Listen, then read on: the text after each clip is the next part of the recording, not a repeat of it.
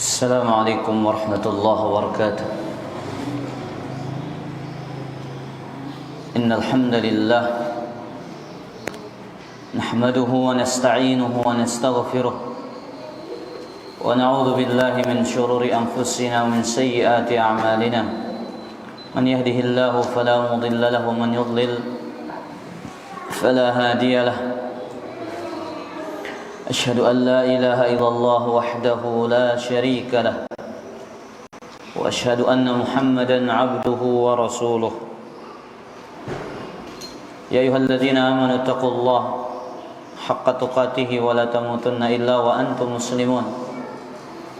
يا أيها الناس اتقوا ربكم الذي خلقكم من نفس واحدة وخلق منها زوجها وبث منهما رجالا كثيرا ونساء واتقوا الله الذي تساءلون به والأرحام إن الله كان عليكم رقيبا.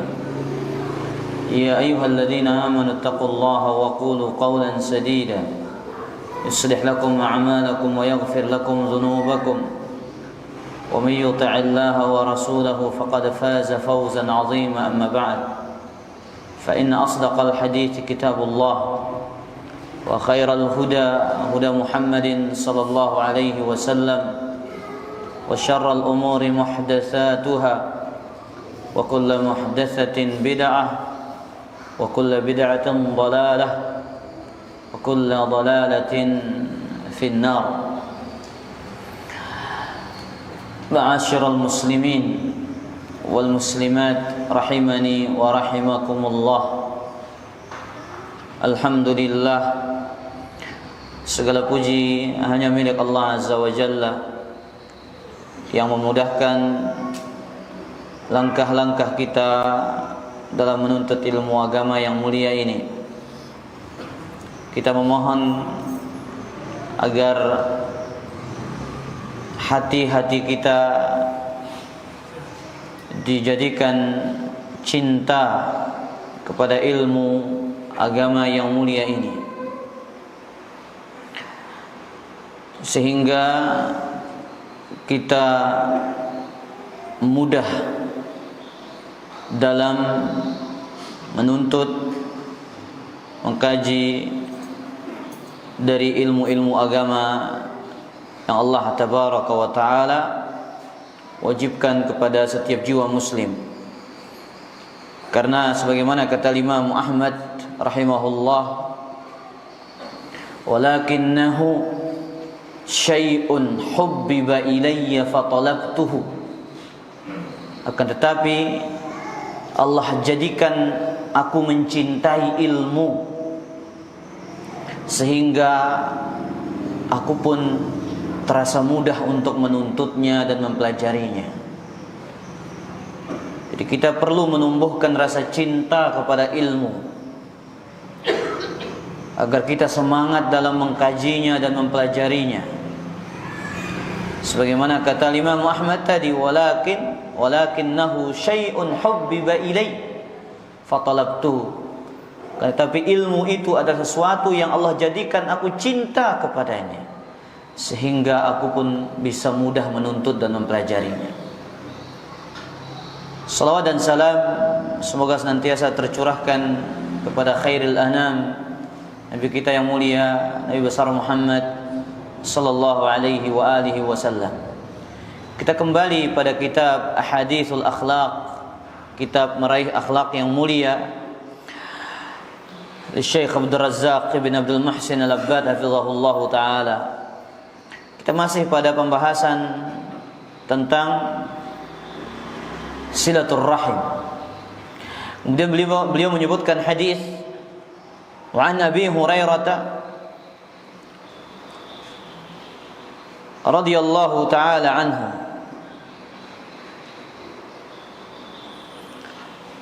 Kemudian Syekh di sini menyebutkan suatu hadis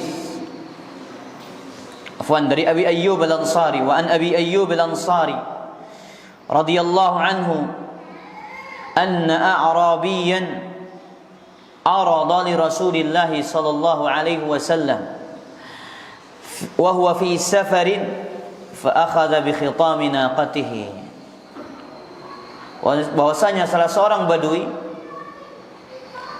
menghadang Nabi alaihi salatu wassalam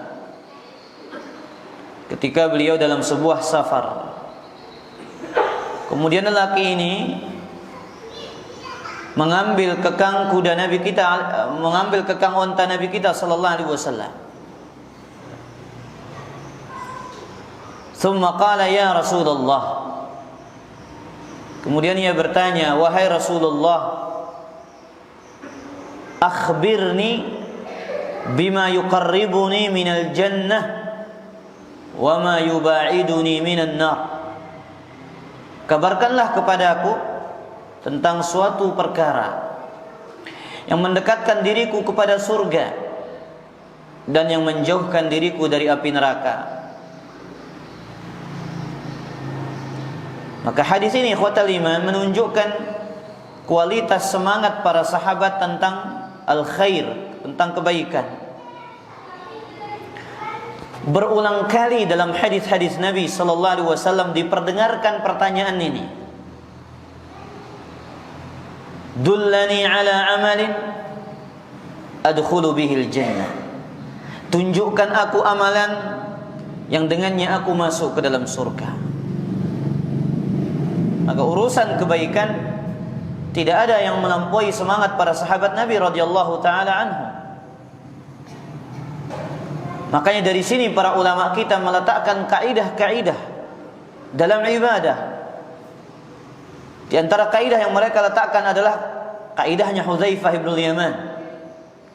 Kullu ibadatin lam yata'abbadha ashabu Muhammadin sallallahu alaihi wasallam fala tata'abbaduha.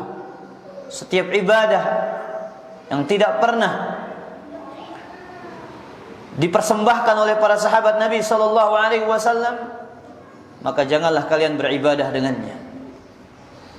Kenapa? Karena mereka adalah puncak tertinggi dari al-hirs 'alal khair, semangat dalam mengejar kebaikan. Nah, dari pertanyaan ini pula ikhwatal iman kita mengambil faidah. Sebagaimana kata Sulaiman bin Mihran atau Mihran bin Maimun, husnus su'al nisful fiqh. Pertanyaan yang baik setengah dari ilmu. Ya, pertanyaan yang baik setengah dari ilmu. Artinya ikhwatal iman, pertanyaan yang baik akan menghasilkan ilmu yang baik pula. Akan memberikan faidah ilmu yang indah bagi orang-orang yang bertanya.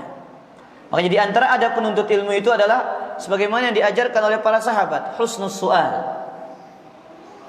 Baik dalam bertanya. Pertanyalah sesuatu yang memberikan manfaat dalam urusan agama kita, dalam urusan akhirat kita, yang memberikan kita ilmu, yang menghasilkan buah ilmu bagi kita. Itu yang kita tanyakan.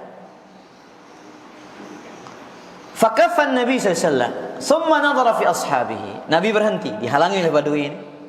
Adangna Nabi sallallahu alaihi wasallam, stop Rasulullah. Tapi ketahuan dulu ini ya, kita nanya dulu, stop dulu. Orang badui dulu kan ya sebagaimana fitrahnya jamak-jamak. Ya, marbasan londo-londo. Baik. Dia berhenti, Nabi berhenti. Kemudian Nabi memandang kepada para sahabatnya. Tsumma qala laqad wuffiqa aw laqad hudiya. Lelaki ini telah diberikan taufik. Lelaki ini telah diberikan hidayah oleh Allah. Kenapa ikhwatal iman? Pertanyaannya sederhana, tapi apa yang akan didapatkan dari jawaban adalah sebuah ilmu yang sangat besar. Ayat Rasulullah, tolong ajarkan saya amalan yang mengantarkan saya menuju surga dan menjauhkan saya dari api neraka. Simpel, sederhana pertanyaan ini. Dan sangat umum, semua orang paham. Tidak ada orang tidak paham tentang pertanyaan, tolong tunjukkan saya amalan yang memasukkan ke dalam saya ke dalam surga dan menjauhkan saya dari api. Nah, ini semua pertanyaan yang Tidak ada yang tidak faham tentangnya. Makanya Nabi mengatakan dia lelaki ini sudah diberikan taufik, sudah diberikan hidayah oleh Allah. Qala kaifa qulta? Apa yang kau ucapkan? Coba ulang. Fa'ada, laki-laki ini mengulang. Kemudian Nabi menjawab, ta'budullaha wa la tusyriku bihi syai'ah. Engkau bertauhid kepada Allah dan tidak mempersekutukannya dengan sesuatu.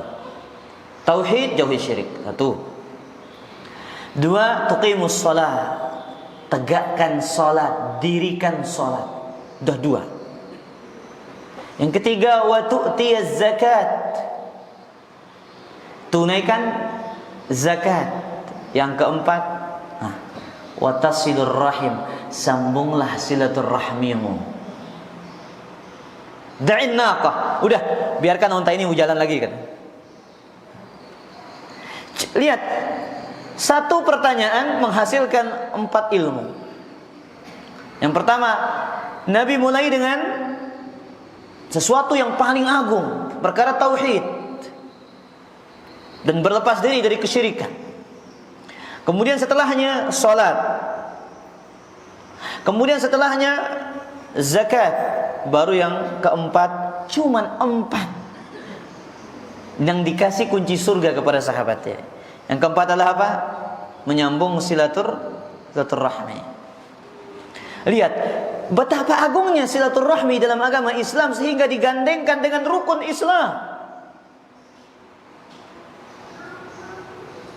1, tauhid. 2, salat. 3, zakat. Lihat, ini 3 perkara yang kita semua yakini bahwasanya min arkanil Islam, rukun Islam. Kemudian disandingkan dengan perkara yang keempat apa? Silaturahim. Maka ikhwatal iman azzani Allah wa iyyakum, seolah-olah Nabi kita sallallahu alaihi wasallam ingin menekankan kepada sahabat Badui ini, jangan lupa, setelah engkau tunaikan 3 perkara ini, setelah engkau tunaikan rukun-rukun Islam ini, jangan engkau lupakan di antara kewajibanmu adalah apa? Menyambung silaturahim. Seolah-olah itu yang Nabi SAW pesankan dalam hadis yang mulia ini. Pesan tersirat itu adalah engkau tunaikan silaturahmi. Kewajibanmu sebagaimana Allah mewajibkan tauhid, sebagaimana Allah mewajibkan salat, sebagaimana Allah mewajibkan zakat. Ada kewajiban yang berat pula engkau harus tunaikan. Menyambung silaturahmi. Maka sebuah kesalahan besar para jamaah yang sudah kita bahas definisi dari silaturahmi itu, rajin kita ziarah, kontak-kontakan dengan rekan kerja, ya, angkatan sekolah kita, tapi ternyata jarang sekali kontak-kontakan dengan orang-orang yang kita memiliki hubungan kerabat, punya hubungan rahim, punya hubungan darah dengan dia. Seolah-olah orang yang jauh menjadi dekat dan yang dekat menjadi jauh. Ini sebuah kesalahan yang besar. Baik, kemudian beliau menyebutkan hadis Abu Hurairah, diriwayatkan oleh Imam Al-Bukhari. Hadis yang tadi juga riwayat Imam Al-Bukhari wa Muslim. Nabi sallallahu alaihi wasallam bersabda, "Innar rahim shijnatun min rahman." Kata rahim diambil dari kata nama Allah Ar-Rahman. Kata rahim diambil dari kata apa? Ar-Rahman. Apa arti Ar-Rahman? Apa Mikdad? Apa arti Ar-Rahman?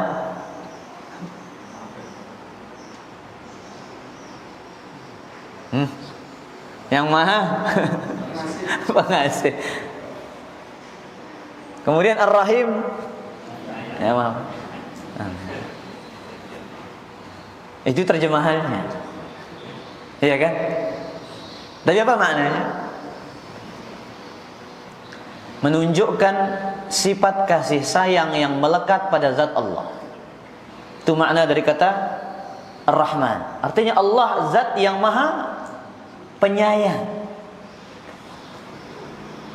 Paham Bu Mikdad? Ar-Rahim kaitannya dengan apa? Ya ta'allaqu bil marhum. Kaitannya dengan hamba. Allah yang menyampaikan, yang memberikan kasih sayangnya kepada makhluk. Itu perbedaannya disebutkan oleh Ibnu Qayyim rahimahullahu taala. Paham maksudnya para jamaah? Ar-Rahman itu kaitannya dengan zat Allah Azza wa Jalla. Sifat kasih sayang yang ada pada zat Allah. Sedangkan Ar-Rahim itu kaitannya dengan makhluk. Nah, jadi kata Ar-Rahim diambil dari kata apa? Ar-Rahman. Nama Allah Ar-Rahman. Faqala Allah Azza wa Jalla berfirman, "Man wasalaki wasaltuhu wa man qata'aki qata'tuhu." Barang siapa yang menyambungmu, aku akan sambung ia.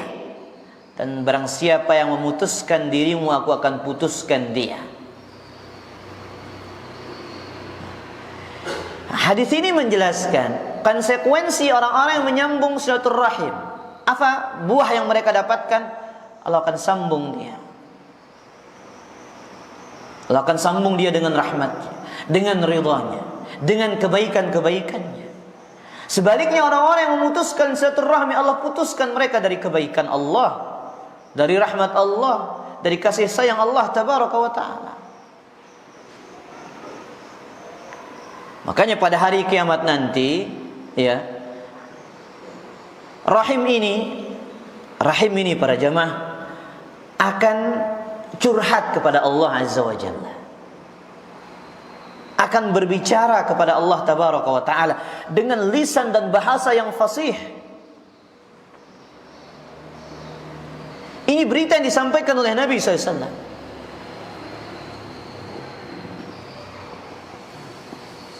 Di antaranya sebuah kisah yang disebutkan oleh Abil Ambas ketika ia berjumpa dengan sahabat Nabi yang bernama Abdullah bin Amr bin Al-As. Beliau mengatakan, lanjutan hadis yang tadi itu mirip lafaznya. Rahim itu diambil dari kata Ar-Rahman. Barang siapa yang menyambungnya, Allah akan sambung dia. Yang memutuskan, Allah putuskan dia. Kemudian apa kata Nabi di situ? Laha lisanun talqun zalqun yaumal qiyamah. Rahim itu pada hari kiamat akan memiliki sebuah lisan yang fasih, yang berbicara pada hari kiamat.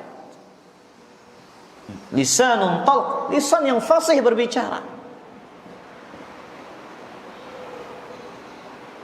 Maka disebutkan dalam riwayat yang lain dari hadis Abu Hurairah, jadi rahim ini akan berbicara, curhat kepada Rabbul Alamin tentang apa yang ia alami di dunia ini. Apa katanya? Ya Rabb. Ini kata pembicaraan rahim dengan Rabbul Alamin. Abu Miqdad, kita harus imani apa enggak ini? Hadis ini riwayat Imam Ahmad, disahihkan oleh Imam Ibnu Hibban, disahihkan oleh Imam Al-Albani. Harus kita imani? Wajib kita imani.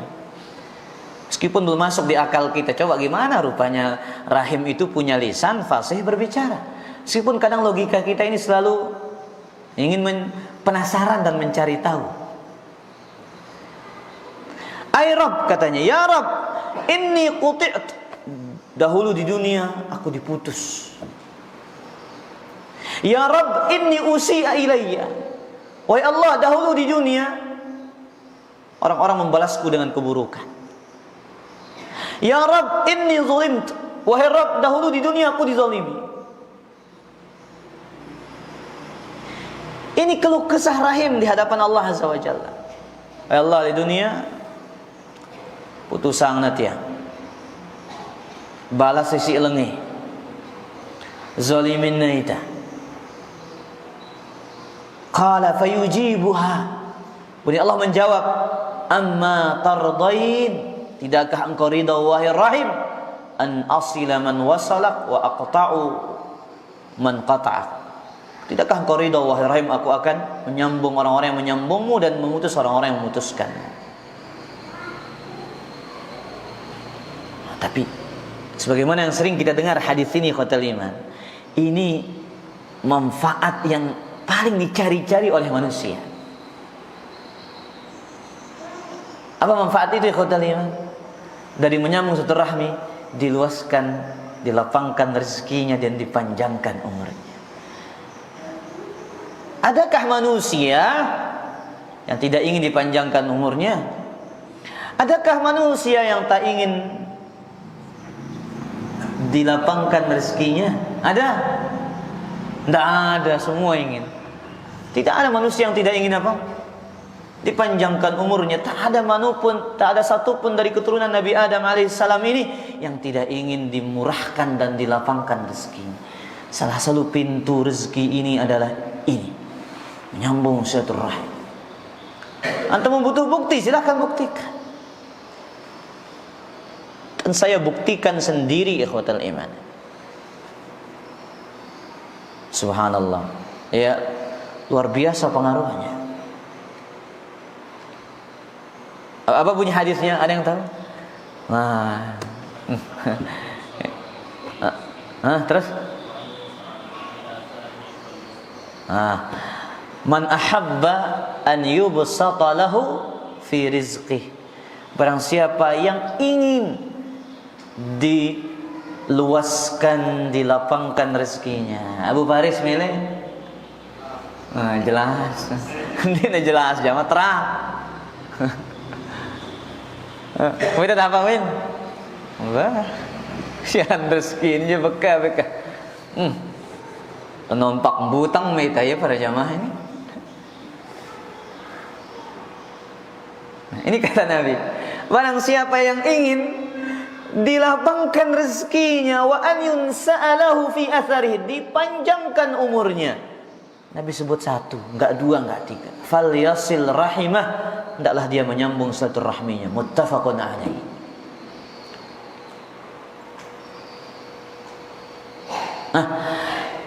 Sehingga kita bertanya, akan muncul pertanyaan, apa maksudnya dipanjangkan umurnya? Apa yang maksud dipanjangkan umurnya? Di sini ikhwatal iman ada dua tafsiran para ulama. Tafsiran yang pertama, annal maqsudu biziyadah an yubarikallahu ta'ala fi umril insanil wasil wa yahabuhu quwwatan fil jism wa rajahatan fil aql. Maksudnya Allah berikan keberkahan pada umurnya. Itu tafsiran yang pertama. Bukan hakikat tambahan para jamaah. Ini tentu berombo, cuman dari sisi apa? Keberkahan. Menurut tafsiran yang pertama ini, sebagaimana ditafsirkan oleh Syekhul Islam Ibnu Taimiyah, keberkahan pada umur orang-orang yang menyambung silaturahmi. Allah berikan dia kekuatan pada badannya dan rajahah fil aql, dan artinya dia berikan dia kekuatan juga pada akalnya. Kemudian tafsiran yang kedua, anna ziyadah ala haqiqatiha. Tambahan itu betul akan ditambah. Sebagaimana yang disebutkan ya oleh Imam An-Nawawi rahimahullahu taala. Orang yang menyambung silaturahmi maka akan bertambah umurnya secara hakikat. Dengan dalil sebagaimana disebutkan oleh Syekh Abdul Razzaq hafizahullahu taala. Meskipun memang perbedaan yang tadi, sebagaimana kita ketahui, mungkin akan muncul di benak kita pertanyaan, Ustaz, bukankah ajal itu sudah ditentukan? Bukankah rezeki itu juga sudah ditentukan? Ini kan dua hasil ini para jamaah, dua buah al-mu'ajjal, dua buah yang disegerakan bagi orang-orang yang menyambung silaturahmi, dipanjangkan umurnya, dilapangkan rezekinya. Nah, jawabannya kata Syekh Abdul Razzaq, yang ditambah adalah pada catatan malaikat. Kata beliau, fa idza wasala rahimahu zada fi dzalikal maktub. Jikalau dia menyambung silaturahminya, akan dicatat pertambahannya di dalam catatan malaikat. Wa in amila ma yujibun naqsa, naqasa min dzalikal maktub. Jika dia melakukan perbuatan-perbuatan yang mengurangi umurnya, maka akan dikurangi pula catatan umurnya yang ada di catatan para malaikat. Dengan dalil hadis riwayat Al-Imam Tirmidzi disahihkan oleh Imam Al-Albani. Jadi ini ikhwatal iman, lihat. Hadis ini berbicara tentang kisah Nabi Adam alaihi salam. Jadi ketika Nabi Adam pernah meminta kepada Allah Azza wa Jalla agar diperlihatkan tampang-tampangnya para nabi, keturunannya. Nah, semua anak nabi itu keturunan siapa? Nabi Adam. Ini semua kita ini keturunan nabi, para jemaah, keturunan Nabi Adam alaihi salam.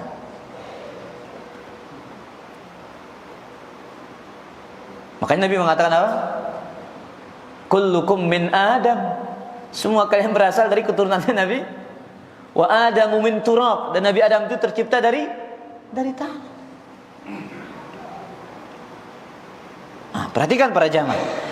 Kemudian fa'arahum iya, Allah perlihatkan tampang-tampang para nabi ini.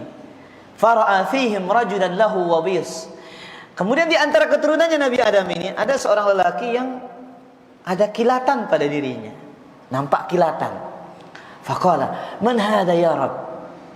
Wahai Rabb, siapa ini yang satu beda ini ada kilatan dia? Qala hadha ibnuka Daud. Ini keturunanmu Nabi Daud. Qala fa kam umruhu? Berapa umurnya Nabi Daud? Qala 40 sanah. Berapa? 40 tahun. Qala wa kam umri? Nabi Adam kembali bertanya kepada Allah. Wahai Allah, kalau saya berapa umur saya? Qala 1000 sanah, 1000 tahun. La ilaha illallah. Kah, nang yang 1000 tahun gaya-gaya kita pandai para jamaah. 1000 tahun. Qala faqad wahabta lahu min umri min 60 sana. Apa katanya? Wahai Allah, tolong kasih Nabi Daud ini umur saya berapa? 60 tahun. Jadi Nabi Adam sedekahkan umurnya berapa? 60 tahun. Jadi berapa jadinya? 100. Fakutiba alaihi, kita baru dicatat catatannya. Catatan para malaikat. Wa syahidat alaihi malaikat, dicatat malaikat. Falamma hadaratul wafat, ketika datang ajalnya Nabi Adam alaihi salam, qala qad baqiya min umri 60 sana. Apa kata Nabi Adam alaihi salam? Ya Allah, masih kurang 60 tahun umur tiang ini. Masih tinggal 60 tahun umur saya. Padahal beliau lupa umurnya dikasih kepada siapa? Nabi Daud. Hai Allah, katanya. Datang malaikat menyambut nyawanya. Ya Allah, ini masih 60 tahun nih. Qalu wahabtaha libnika Daud. Kata Allah, bukankah engkau telah berikan? Malaikat mengatakan, bukankah engkau telah berikan apa? Umurmu 60 tahun itu kepada keturunanmu Nabi Daud alaihi salam. Fa ankara dzalik. Nabi Adam ingkari. Fa akhrajul kitab. Malaikat, lihat, ini catatan kami nih, katanya. Enggak mau masa nih, ini lihat nih Nabi Adam, lihat nih catatan kami. Udah jelas di sini. Enggak ada lagi alasan kau untuk apa? Mengingkari. Nah, kalau kita sekarang para jamaah yang enggak ada, kita enggak tahu jatah kita ini. Ya.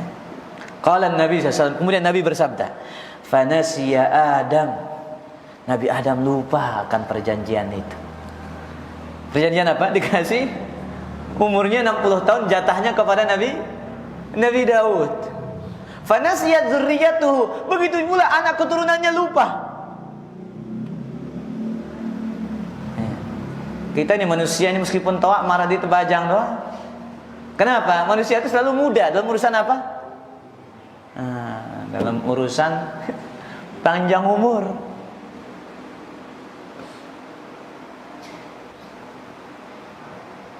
Wajahada Adam fajahada dzurriyyatuhu.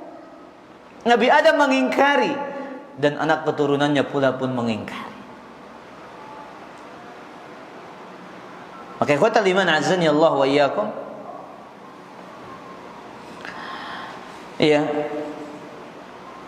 Dan ini juga dikatakan oleh sahabat yang mulia Umar bin Khattab. Jadi yang berubah itu bukan di Lauhul Mahfuz, tapi yang berubah itu di mana? Catatan para malaikat. Apa kata Umar berdoa? Allahumma in kunta katabtani syaqiyan famhuni waktubni sa'idan fa innaka tamhu ma tasha'u wa tasbit. Wahai Allah, jikalau engkau telah mencatat diriku termasuk orang-orang yang sengsara, maka hapuslah catatan itu dan catatlah aku termasuk menjadi orang-orang yang bahagia. Karena sesungguhnya engkau menghapus apa yang engkau kehendaki dan membiarkan apa yang engkau kehendaki. Makanya khotal iman, ya. Di sini kita memahami sebagaimana kata Syekhul Islam Ibnu Taimiyah, ajal itu terbagi menjadi dua. Kata beliau, al-ajalu ajalan. Ajal itu terbagi menjadi dua. Ajalun mutlaq ya'lamuhu Allah, wa ajalun muqayyad, dan ajal yang mutlak dan ajal yang muqayyad.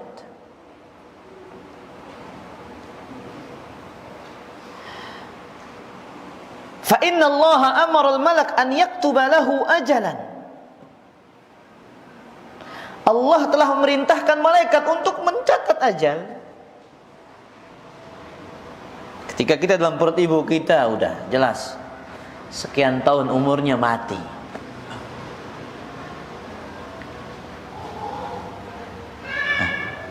Allah perintahkan malaikat untuk mencatat apa?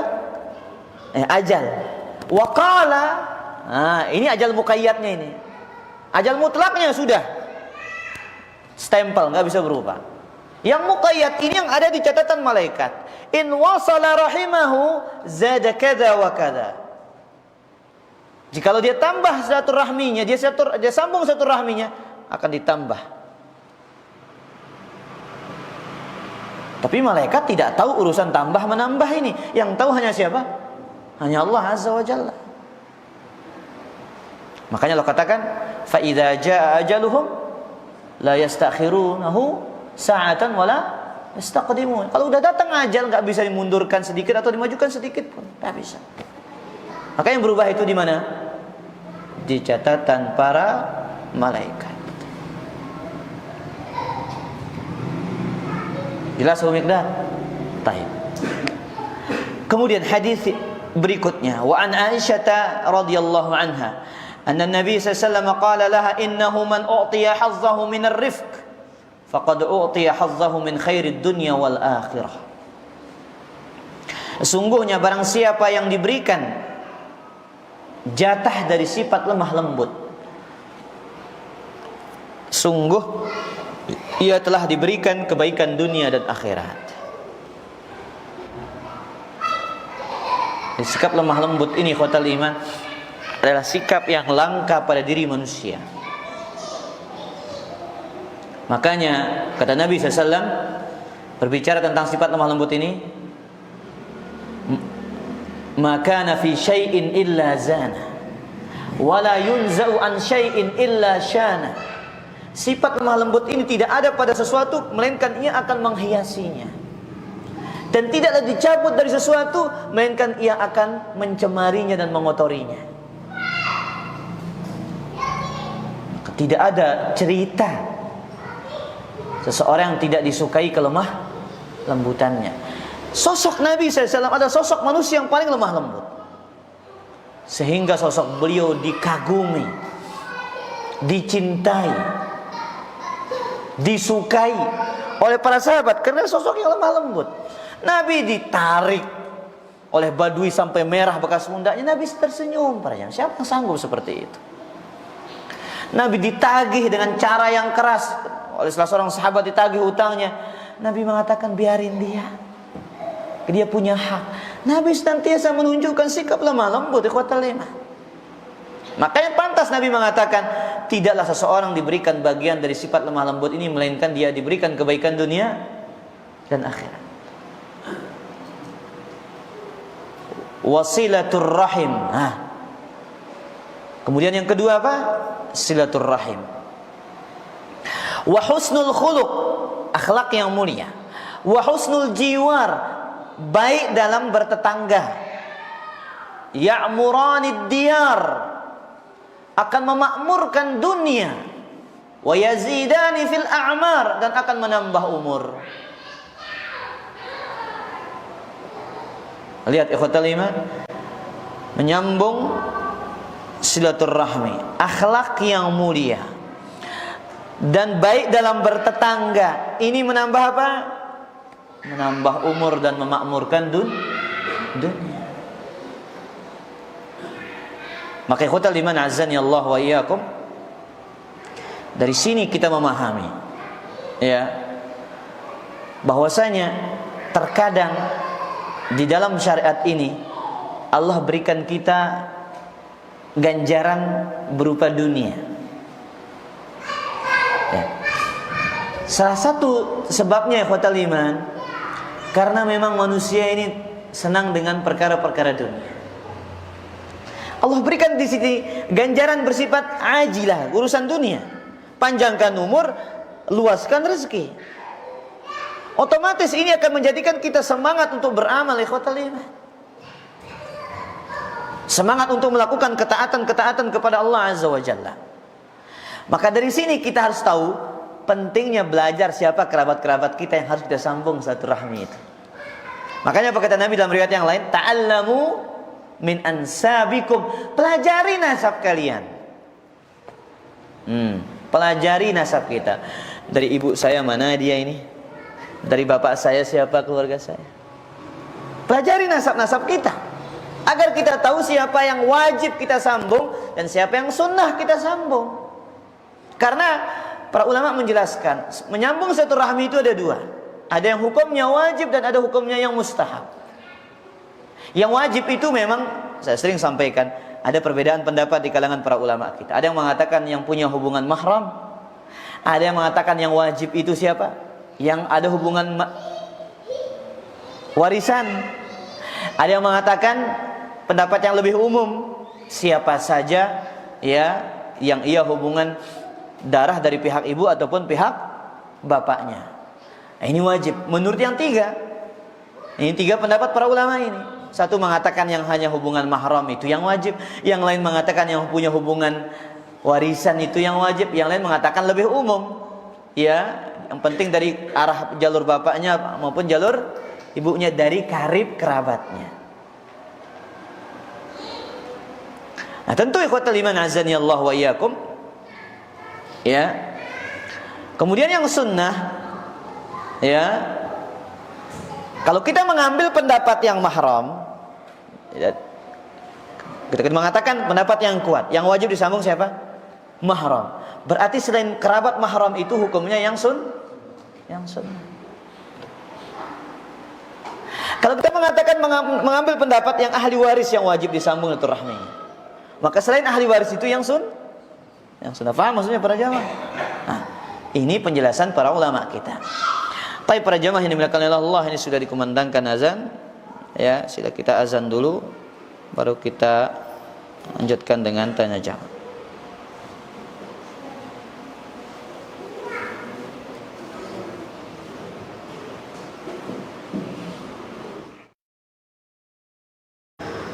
Allahu Akbar, Allahu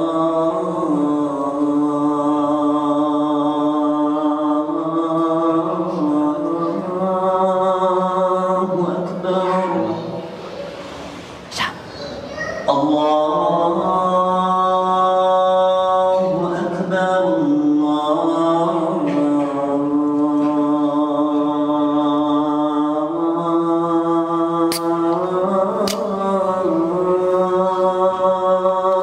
Akbar, Asyhadu an la ilaha illallah.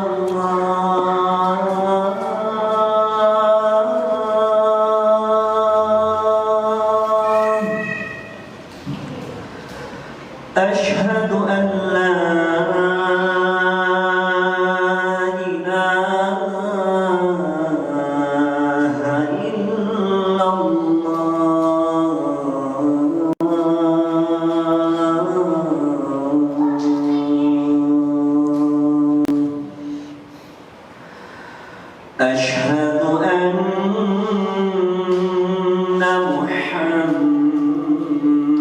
رسول الله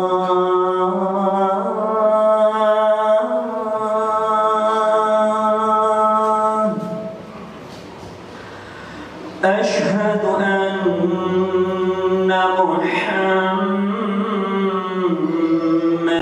رسول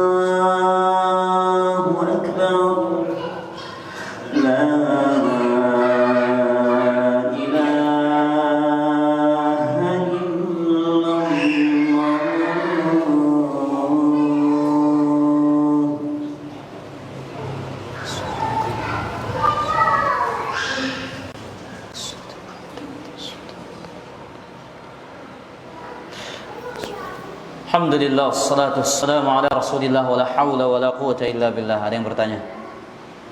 Abu Faris.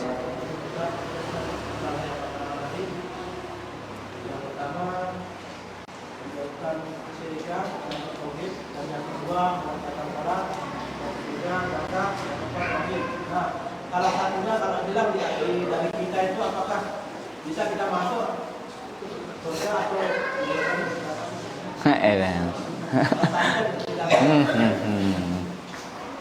Baik. Pertanyaan tentang yang empat, yang jawaban Nabi kepada Badui tadi, bertauhid, menjauhi kesyirikan, menegakkan salat, menunaikan zakat, dan menyambung silaturahmi. Baik. Yang tiga itu rukun Islam. Mengingkarinya adalah kekufuran. Mengingkari wajibnya itu adalah kekufuran. Mengingkari wajibnya salat kekufuran. Meninggalkan salat menurut sebagian para ulama juga kekufuran. Meskipun satu salat saja. Apakah bisa masuk surga? Selama dia tidak mengingkari wajibnya. Empat-empatnya antum tidak ingkari wajibnya. Ya, dia tahu wajib zakat, tapi ya masih sayang kayak peangna, sayang sama hartanya. Ya, cuma ditunaikan sedikit, tidak semuanya ya tunaikan. Kesempatan masuk surga ada, kecuali yang satu, syirik kepada Allah. Jatuh dalam syirik besar, maka tidak ada jaminan untuk masuk ke dalam surga. Tapi semuanya diancam dengan neraka. Silaturahmi saja yang membubuhkan merupakan rukun Islam. Nabi SAW katakan, la yadkhulul jannata qati', tidak akan masuk ke dalam surga orang yang memutuskan tali silaturahminya. Ya, dan sudah kita bahas di Masjid As-Sunnah itu, bantai jeleknya orang-orang yang memutuskan silaturahmi. Satu, dia dilaknat oleh Allah. Dalam surat Muhammad itu, ya, fal asaitum in tawallaitum an tufsidu fil ardi wa tuqatti'u ar'amakum ulaikal ladzina la'anahumullah. Apakah jikalau kalian berkuasa, kalian akan melakukan kerusakan di atas muka bumi dan akan memutuskan silaturahmi kalian, merekalah orang-orang yang dilaknat oleh Allah. Kedua, Allah sebut mereka fasik dalam surat Al-Baqarah ayat ke-26 sampai 27. Kemudian mereka Allah sebutkan juga, Allah segerakan hukumannya di dunia. Hati-hati para jamaah. Dalam hadis riwayat Abu Daud, Nabi mengatakan, "Ma min dzambin ajdaru." Tidak ada suatu dosa yang Allah segerakan hukumannya di dunia, wa ma yaddakhiru lahu fil akhirah, dan ditabung hukumannya di akhirat, disimpan. Satunya adalah qati'atur rahim wal baghi, memutus silaturahmi dan berbuat kezaliman. Kemudian juga kita sebutkan apa? Amalannya tidak diterima. Nah, bahaya ini para jamaah. Amalan kita tidak diterima gara-gara memutuskan silaturahim. Kata Nabi SAW dalam hadis dari Imam Ahmad, tu'radul a'malu ya asyiyata kulli khamis. Dipaparkan, dilaporkan amalan kepada Allah di setiap sore hari Kamis. Fala yuqbalu amalu qati'ir rahimin. Tidak akan diterima amalannya orang-orang yang memutuskan silaturahmi. Jelas Baris? Iya. Jadi selama dia tidak mengingkari kewajibannya, maka ya dia akan punya kesempatan masuk ke dalam surga kecuali jatuh ke dalam syirik besar. Wallahu taala ala wa alam. Habis sih. Jadi niat kita nyambung silaturahmi juga sama orang. Terus apa? Darah dari lain siwak setan atau kemudian Allahu akbar.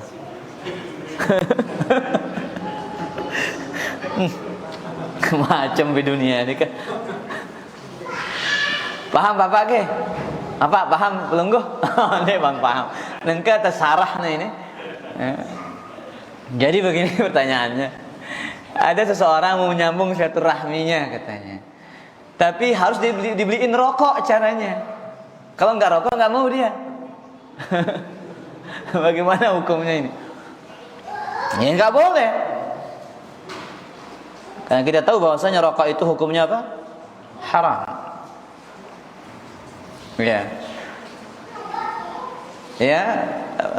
Jadi sambung silaturahmi, jangan belikan dia rokok. Belikan dia vitamin. Biar dia sehat. Ya kalau kita beliin dia rokok, maka ini bukan kan akan apa definisi silaturahmi kata Imam Nawawi itu al-ihsanu ilal aqarib, berbuat baik kepada karib kerabat. Ini sekarang dikasih racun nih, masa mau dikatakan berbuat baik?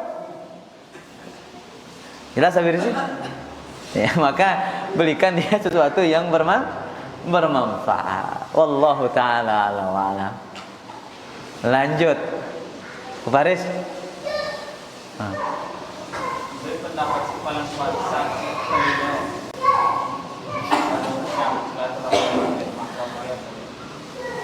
saya pribadi menguatkan yang mahram. Saya pribadi menguatkan yang ada hubungan mahram.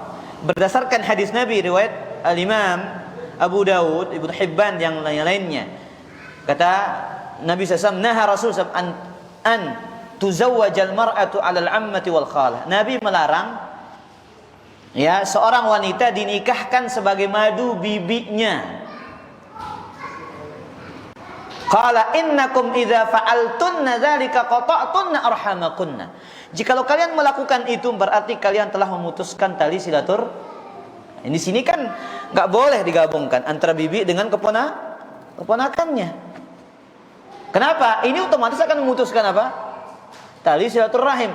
Nah, ini hujjah yang kuat yang menunjukkan bahwasanya yang punya hubungan mahram itu yang wajib disambung, sisanya itu adalah hukumnya sunnah. Meskipun memang sebagian para ulama yang lain mengatakan yang disambung itu yang secara umum yang tadi. Ya, yang punya hubungan kerabat dari pihak bapak maupun dari pihak apa? Pihak ibu. Nah, Allah taala ala wa ala. Faris. apa perbedaannya akhlak sama adab ini kan sama-sama. Taib. Apa perbedaan akhlak dengan adab?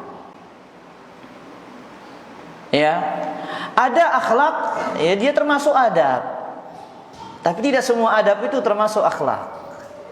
Afwan. Ada akhlak itu lebih umum daripada apa?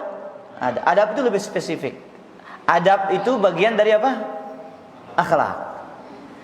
Contoh, mana nama adab? Masuk masjid, etika. Kaitannya dengan etika. Tapi akhlak itu, ya, itu kaitannya dengan bahkan yang berkaitan dengan sifat manusia itu sendiri. Kayak sifat sabar, kayak sifat marah. Nah, marah akhlak yang baik? Atau disebut adab yang tidak baik? Enggak, jadi disebut akhlak yang tidak baik. Tapi tidak dikatakan adab yang tidak baik. Makanya adab itu kaitannya dengan etika. Sedangkan akhlak itu, ya, sifatnya dia lebih umum, yang berkaitan dengan budi pekerti. Ya. Tentu budi pekerti berbeda dengan apa? Dengan etika. Jelas Faris?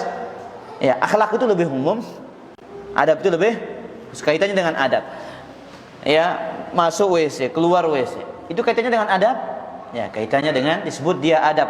Dan meskipun dia bagian dari disebut dia akhlak yang mulia. Karena apa? Itu adab yang diajarkan oleh Nabi SAW. Nah, wallahu ta'ala ala wa'ala. Akhiri salat? Nah,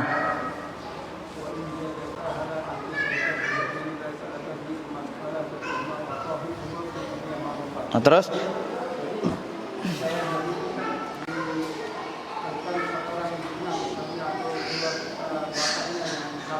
Apakah dia termasuk di sini disebutkan sebagai masih atau tidak berbuat baik? Ketika di sini disebutkan bahwa dia masih dunia makrifat. Nah, apakah ini termasuk dari masih atau juga kepada orang tuanya yang kafir? Taib. Nah, yang kedua. Nah, taib. Yang pertama dulu. Ketika orang tua seseorang yang non muslim kemudian dia berbuat baik, apakah itu bagian dari silaturahmi? Itu pertanyaannya?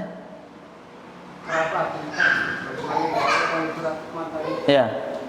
Atau misalnya orang tuanya kafir, dia disuruh apa namanya, wa in jadaka hala atusyrika bihi la yahtasu Ma laisa laka bihi ilmun fala tuti'huma. Terus?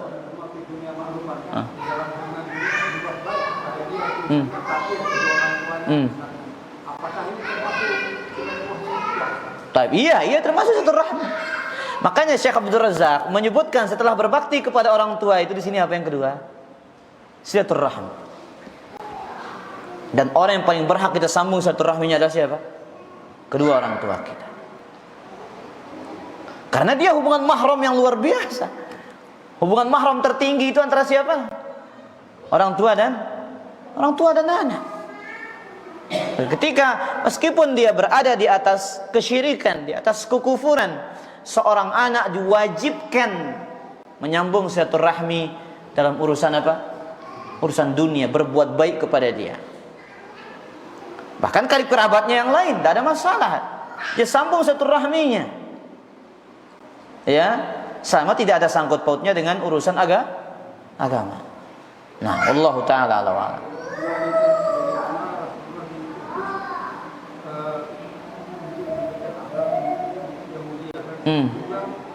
Bahwasanya diperintahkan kita untuk mendakwahkan keluarga yang terdekat. Nah, ini itu Ya. Dalam ayat lain juga Wa anzir ashiratakal aqrabin. Terus? Nah, ini hubungannya ayat ini kan Rasulullah itu menafikan akhlak yang mulia. Iya. Yang pertama di apa namanya, untuk berbuat kebaikan kepada kerabat, kan? Nah, jadi apakah hubungan ayat ini kita menunjukkan bahwasanya ketika kita berhubungan dengan kerabat, tidaklah yang kita sampaikan itu tentang nasihat. Terkadang kita kan masalah materi, kita datang ada acara begitu saja. Tidak ada masalah tentang penyampaian tentang fajar kifa inajati Fa inna dzikra tanfa'ul. Nah. Bentuk silaturahmi yang terbaik itu apakah bentuknya? Baik, ini sudah saya bahas di Masjid As-Sunnah Bantek. Di antara bentuk memutuskan silaturahmi itu adalah apa? Ya, seorang yang diberikan ilmu oleh Allah. Sebutkan oleh Syekh Ibrahim Al-Hamad. Ya, di antara bentuk memutuskan silaturahmi, Allah berikan dia ilmu. Tapi ia lebih semangat menyampaikan ilmu itu kepada orang-orang lain dan melupakan apa? Karib kerabatnya sendiri. Sedangkan Allah sendiri mengatakan menegur nabinya, wa anzir ashiratakal aqrabin, berikan peringatan kepada karib kerabat terdekatmu. Maka yang paling berhak kita sampaikan kebenaran itu kepada orang terdekat kita terlebih dahulu. Semampu kita ikhwatal iman. Jangan kita lebih mengingat orang lain ya daripada mengingat apa? Orang-orang terdekat kita yang seharusnya kita sayangi dan kita kasihi. Maka ini salah satu bentuk memutuskan silaturahmi. Jangan hanya dari sisi materi saja, namun yang melupakan dari sisi apa? Ukhrawinya. Dari sisi dunianya dapat, tapi dari sisi ukhrawinya dia tidak dapatkan. Nah, wallahu taala a'la wa ala. Demikian kajian kita pada kesempatan ini, mudah-mudahan bermanfaat. Kurang lebihnya mohon maaf. Subhanakallahumma bihamdika asyhadu an la ilaha illa anta astaghfiruka wa atubu ilaika. Wassalamu alaikum warahmatullahi wabarakatuh.